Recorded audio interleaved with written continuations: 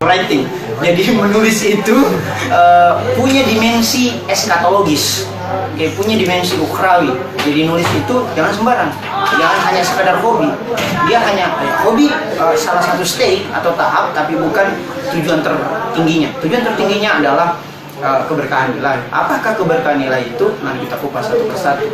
Nah, yang pertama adalah mengenai fikih menulis. Supaya kita jelaskan dulu ini apa sih ini legitimasi spiritual writing. Sebenarnya di bukunya acak aja. Ini kumpulan esai Abdul Rahman yang sempat juga kayaknya sudah dibaca oleh Sentor Ahmad Badi. Cuma pintar-pintarnya resentor saya itu meresensi ulang ini, atau menulis kembali gitu, mengulas karyanya melalui pendekatannya kita.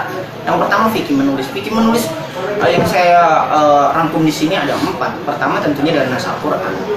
Nah, perintah Allah Subhanahu Wa Taala yang pertama turun adalah surah di perintah tentang Iqra. Bukan surah Al-Iqra sih, perintah Iqra, surah Al-Qalam.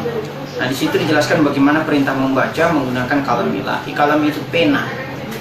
Nah, kalam sebagai pena juga dibahas oleh Vivit dalam buku Pecandu Buku.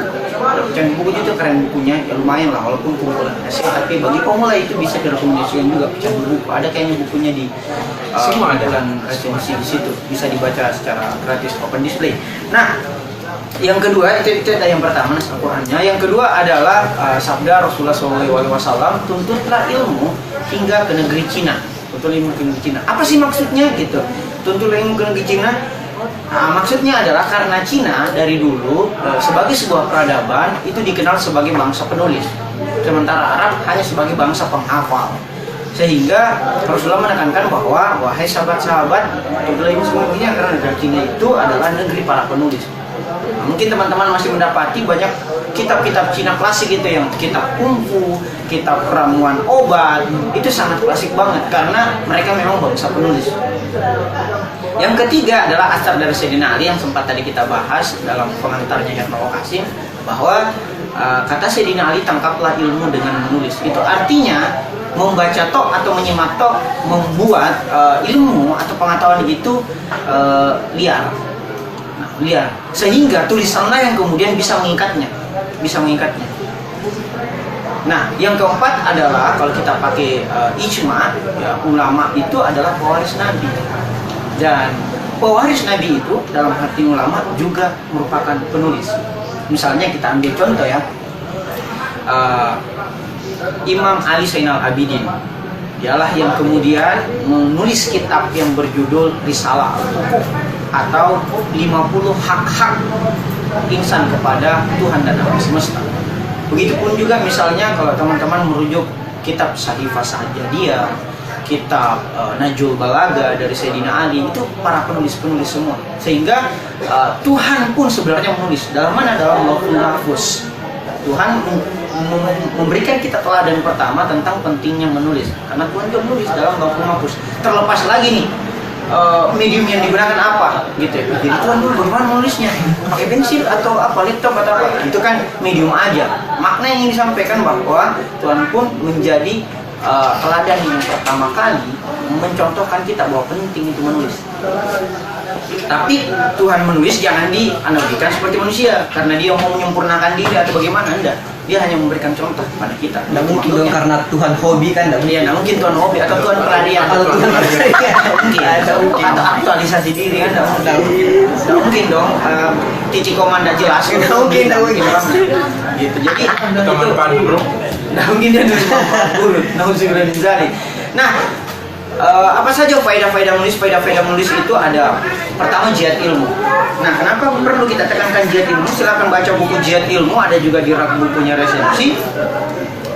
Karena dalam Al-Quran pun ditekankan bahwa tidak semua kewajiban jihad perang itu dinisbatkan kepada sahabat. Harus ada yang stay di kota untuk memastikan bahwa transformasi ilmu pengetahuan antar generasi itu akan tetap terjaga jika saja seluruh sahabat yang pergi ke medan perang meninggal. Sehingga penting ditekankan jihad ilmu ini, bahwa setiap pena, setiap huruf, setiap kata adalah pedang bagi kita para pegiat literasi. Itulah yang kemudian disebut sebagai jihad ilmu. Sehingga tidak kalah maslahat atau pahala yang kita dapatkan dibandingkan dengan jihad perang. Bukan berarti jihad perang tidak perlu atau jihad pedang tidak perlu juga pada momen-momen tertentu. Tapi jihad ilmu itu setiap hari, jihad ilmu itu setiap detik, jihad ilmu itu setiap waktu, jihad ilmu di setiap zaman. Nah, yang kedua adalah pahala jariah. Sehingga menulis itu membuat kita dapatkan pahala jariah. Berulang kali di resensi ditekankan kepada teman-teman bahwa semoga, atau kita kan ini banyak sekali dosa kita, semoga tulisan kita menjadi penggugur dosa-dosa kita. Sehingga jika saja nanti di alam barzah ataupun di alam akhirat kita diminta pertanggungjawab, datanglah huruf-huruf di setiap resensi kita untuk memberikan syafaat bahwa sayalah huruf-huruf yang pernah dituliskan oleh saudara Albar, sehingga dosa-dosa colinya Albar itu bisa tergugurkan oleh dosa-dosa literasi. Dosa-dosa literasi itu datang membantu, pahala-pahala literasi itu datang membantu. Saksikanlah wahai teman-teman studio, teman-teman yang sementara menonton live IG, bahwa semoga huruf-huruf yang kita tulis, huruf-huruf yang kita simak itu akan menjadi syafaat atau yang menjadi saksi bahwa kita pernah setidaknya melanjutkan apa yang diperintahkan oleh Rasul, yaitu menuntut ilmu dari sejak timangan sampai liang lahat. Atau kalau bahasa kerennya sekarang adalah lifelong learner atau pembelajar seumur hidup. Nah, itu yang lagi keren di barat, padahal Rasul sejak 1500 tahun lalu sudah sampaikan itu. Yang kedua, yang ketiga adalah zikir kepada Allah, bahwa kata-kata kita itu akan menjadi pengikat. Zikir itu adalah mengingat. Kalau teman-teman di resensi selalu menggunakan Ar-Ra'd ayat 28, bahwa hanya dengan mengingat Allah hati akan menjadi tenang. Sehingga semakin banyak nulis, mestinya kita semakin banyak mengingat Allah. Karena tentunya yang kita tulis adalah rumusan terbaik dari pemikiran kita. Kita tidak mungkin menuliskan sesuatu yang buruk tentang kita, bahwa saya sebenarnya pacolok loh, kan tidak mungkin. Kita pasti cari rumusan terbaik. Rumusan terbaik itu kita peras dan kita sajikan kepada pembaca. Itulah mengapa menulis itu sedikit kepada Allah.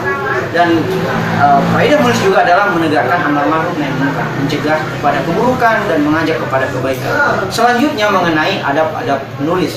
Nah, adab-adab menulis saya tekankan di situ bahwa sebelum adab menulis kita jelaskan dulu bahwa mazhab spiritualisme writing itu bukan hanya milik prerogatif atau sui generis umat Islam atau bahkan umat beragama. Banyak yang tidak klaim cenderung pada satu agama tertentu juga penganut dari mazhab spiritualisme writing ini. Contohnya kalau misalnya Ayu Utami, itu penulis novel. Ayu Utami ini novel yang paling terkenalnya yang difilmkan oleh Sugia. Itu Ayu Utami. Saya sempat juga baca bukunya tentang spiritualisme writing. Cuma karena fiksi sifatnya, dia mengarahkan kita untuk menulis fiksi, jadi saya kayaknya berhenti di tengah. Nah, kalau Sherlock saya sempat habiskan bukunya, itu judulnya Alchemist. Itu Alchemist itu juga bestseller di Gramedia pada waktu itu. Jadi ini adalah tokoh-tokoh yang penganut mazhab spiritualisme writing. Tentunya tidak ketinggalan Muftadha Mutahari sebagai tokoh andalan saya sendiri secara pribadi. Nah, adab spiritual writing. Nah, ini ada 9 adabnya. Yang pertama, ikhlas. Bahwa ketika kita nulis, kita harus ikhlas. Dalam artian bukan karena mau dibilang keren atau bukan karena mau dapatkan uang sebagai tujuan utama. Uang adalah bonus, tapi adalah mencari keberkahan ilahi atau ikhlas. Sebagaimana dalam Quran surat Al-Ikhlas ayat 2, yaitu Allah Samad, bahwa tiada tempat bergantung yang paling hakiki kecuali kepada Allah Subhanahu wa Ta'ala. Yang kedua, ketika teman-teman sudah ikhlas, sholatlah ketika mengalami writer's block. Jadi ketika teman-teman, apalagi mau kudus ambil wudhu dan kemudian sholat. Itu karena hanya dengan mengingat Allah hati akan menjadi tenang. Bukan berarti kita sholat untuk dapatkan ide menulis, bukan. Kita untuk mengingat Allah, karena Allah lah maha pemilik ilmu, sehingga hijab-hijab yang ada pada diri kita itu kemudian tersingkap. Yang ketiga, perbanyak berzikir. Ini tadi sempat juga kita diskusikan. Yang keempat adalah mengaji. Karena mengaji membuat kita, mengaji bukan hanya sekedar bahasa Arabnya loh ya, tetapi terjemahannya. Bahkan kalau perlu tafsirnya. Silakan mau pakai tafsir Al-Misan, tafsir Al-Misbah, tafsir Al-Manar, ada tafsir Al-Bayan, silakan. Banyak tafsir-tafsir yang teman-teman bisa rujuk untuk memperkaya khasanah menulisnya teman-teman. Yang kelima adalah memaknai hadis manusia-manusia suci. Sehingga kumpulan-kumpulan kitab-kitab hadis itu juga teman-teman perlu untuk perdalam. Contohnya kitab Al-Kafi, kitab Bukhari, kitab Sahih Muslim, kitab Bulughul Haram. Itu teman-teman bisa jadikan rujukan penulisannya teman-teman juga. Yang keenam, tuliskan apa yang Anda perjuangkan. Nah, ini yang paling penting. Seperti dalam bahasanya kemarin Syafri, bahasanya Fadli, bahwa paling enak itu kalau kita bicara sesuatu yang sebenarnya sudah kita lakukan dalam materi public speaking kemarin. Sehingga kita juga bukan hanya membicarakan apa yang kita telah lakukan, tapi kita juga dapat menuliskan apa yang telah kita lakukan, menuliskan apa yang telah kita resahi selama ini. Misalnya kita resah terhadap situasi perputaran memuju, kita pasti adalah orang yang paling capable untuk menjelaskan itu, karena kita yang mengalaminya secara langsung. Yang ketujuh, perbanyak membaca buku agama. Yang kedelapan, temukan pembimbing. Ini juga penting. Terkadang kita merasa jago sendiri, sehingga kita abai untuk menemukan pembimbing atau mentor. Saya harus berterima kasih kepada ustadz-ustadz yang mengajarkan saya di Makassar, profesor-profesor. Walaupun sekarang terbatasi oleh jarak, kan masih tetap ada bisa Zoom dan sebagainya. Begitupun ya teman-teman, silakan cari mentor-mentor menulisnya. Bahkan Ronaldo sekalipun yang telah sampai kepada kaidah 10 jamnya membutuhkan pelatih. Untuk apa? Bukan untuk menunjukkan apa yang benar, tapi menunjukkan apa yang salah, sehingga tidak perlu dilakukan oleh Ronaldo. Oke, ya, dan yang terakhir, bergabunglah dengan lingkungan literasi, karena lingkungan itu sangat menentukan kemana arahnya teman-teman. Kalau teman-teman sering berada di lingkungan begal, ya, teman akan menjadi komunitas begal. Kalau teman-teman berada dalam komunitas panggola, teman-teman akan berada dalam komunitas gola. Kalau teman-teman berada dalam komunitas literasi, insya Allah teman-teman akan terjiwai dengan jiwa literasi. Nah, yang dimaksud dengan spiritual writing adalah kata-kata. Itu bisa menjadi spirit. Spirit itu apa? Spirit itu roh. Roh itu apa? Itu menghubung. Penghubung antara apa? Antara non materi dan materi, antara dasen dan dasolen, antara laki-laki dan perempuan, antara individu dan masyarakat, antara fakta dan realita, antara yang goib dan yang zahir. Sehingga kita ini sebenarnya adalah upaya kita menghubungkan antara yang sifatnya transenden dan sifatnya yang profan. Sifatnya yang profan. Sehingga spiritualisme writing itu bertugas untuk menjadi roh, sebagaimana tugasnya Nur Muhammad sebagai jiwa yang menghubungkan antara Allah Subhanahu wa taala sebagai entitas pertama dengan makhluk-makhluk lainnya. Nah, itu yang saya sampaikan. Terima kasih. Assalamualaikum warahmatullahi wabarakatuh. Nah, karena masih ada waktu sekitar 5 sampai 10 menit, mungkin kenapa? Sangat spiritual writing ini ya. Sangat spiritual writing. Walaupun materinya sangat-sangat tidak mencerminkan spiritualitas, kecuali oleh Takim, karena dia menganggap saya adalah Imam Tonton ya.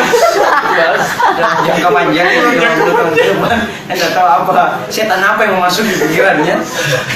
Oke, mungkin teman-teman studio atau baik yang ada di live IG, silakan kita bisa diskusi. Mungkin ada pertanyaan, silakan di scroll. Belum ada, Kak. Belum ada, silakan yang di studio mungkin ada pertanyaan. Iya, apa yang kenapa?